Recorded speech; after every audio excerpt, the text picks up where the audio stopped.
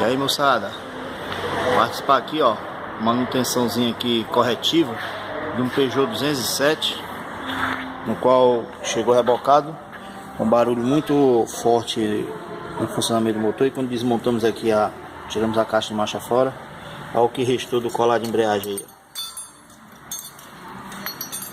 desmanchou tudo, a ponto de fundir até o guia do seu alojamento aqui.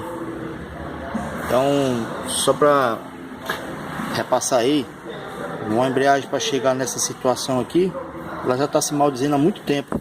Me troque, me troque, me troque. Infelizmente, não é feita a manutenção preventiva. Poderia ter evitado até um gasto mais elevado um pouco, né? Só uma dicasinha aqui da Mário Robson Oficina Mecânica. Valeu!